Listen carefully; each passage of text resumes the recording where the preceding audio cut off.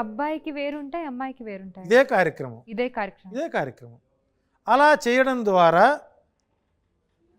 శరీరము వివాహానికి పూర్వం బాల్య దశలో, యవ్వన దశలో వారు అనేక ప్రాంతాలకు తిరిగి వచ్చి ఉంటారు. వివిధ రకాలైనటువంటి సంస్కృతి సాంప్రదాయాలను వాళ్ళు ఆకళింపు చేసుకుని ఉంటారు. అటువంటి భూ, ప్రేత, పిశాచ, యక్ష, కిన్నెర, బాధాతప్తులై ఉన్నటువంటి దోషప్రదాల మొత్తాన్ని పోగొట్టుకోవటం కోసం, ఈ శరీరాన్ని పునీతం చేసుకోవడం కోసం సప్త నదీ స్థానాలతో ఆ అమ్మాయికి అబ్బాయికి తలస్నానము చేయించి పెండ్లి కుమారుడుగా నిర్ణయించి వారిని వరుడుగా తయారు చేస్తారు, వధువుగా తయారు చేస్తారు. ఒక్కసారి వరుడుగా అనే నామకరణం జరిగినప్పుడు పెళ్లి పీటల మీదకు వెళ్ళే వరకు ఆ పిల్లవాడు పొలిమేరు దాటకూడదు, నదులు దాటకూడదు. దీక్షా సమయం. ఇప్పుడు అలా ఏం లేదు కదా.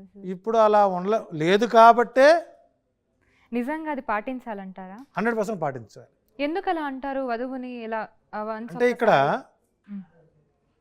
పాణి గ్రహం చేసుకునేవాడు, పాణి గ్రహం చేయించుకునేవారు ఉభయులు కూడా ఏకాగ్రతా చిత్తులై ఇది ఒక దీక్షా పర్యంతం జరిగిన కార్యక్రమం. ఇది ఒక పూర్వంలో 5 రోజులు పెళ్లి చేసేవారు. ఇప్పుడు త్రయాణిక దీక్ష 3 రోజులు. ఒక రోజున పెళ్లి కొడుకుని చేయడం, ఒక రోజున ప్రయాణానికి వెళతాం, ఇంకొక రోజున పెళ్లి చేయడం. కానీ ఈ వివాహము సమారంభాలు ఆరంభించింది మొదలుకొని పెళ్లి కొడుకును చేసిన తర్వాత, పెళ్లి కూతురు చేసిన తర్వాత వారు పొలిమేర ఇంటి గడప దాటకూడదు అంటారు.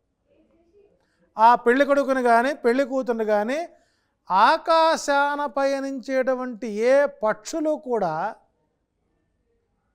ఈ వధూవరులను చూడకుండా ఉండడం కోసం, అలా చూడటం వల్ల గద తగలచ్చు, వాయసం కాకి తగలచ్చు, మరి ఏ జంతువు అన్నా తగలచ్చు. అంటే మనం ఒక దైవ కార్యాన్ని ఆరంభించినప్పుడు ఒక శుభమంత్రంతో ఆగమార్థంతు దేవానాం గమనార్థంతు రాక్షసాం కురుకంట రవం తత్ర దేవతాక్వానలాంఛనం. ఆ భూత శుద్ధి, ఆ భూమిని శుభ్రం చేసి, సామాగ్రి శుద్ధి చేసి, ఆ పాలికల శుద్ధి చేసి, ఆ తెచ్చిన మట్టిని శుద్ధి చేసి మనం ఒక దైవ ప్రేరణ కలిగిస్తున్నామో అదే దైవ ప్రేరణ ఆ శిశువుపై ఉంటుంది. కాబట్టి వారు పొలిమేర దాటకూడదు, ఇల్లు దాటకూడదు అంటారు. మన ఈ రోజున అది పాటిస్తున్నారంటే లేదు. అందుకే రాముడికి నవాన్విక దీక్షతో మొదటి రోజున ఆ అమ్మవార్లకి, సీతాదేవికి, రామచంద్రమూర్తికి, వారి బంధువులందరికీ కూడా స్వామివారికి పంచామృత స్నపనం చేసి వారిని పెళ్లి కుమారుడుగా ఏర్పాటు చేస్తారు. ఇది పెళ్లి కుమారుడు చేసే విధానం. ఇక రెండవది, ఇక్కడ వివాహాన్ని జరిగే ముందు సామీప్యము, సారూప్యము, సాయుధ్యము మన మానవ సంబంధమైనటువంటి అంశాల్లో పెళ్లి చూపులు ఏర్పాటు చేస్తారు. దాన్ని సారూప్యత అంటారు.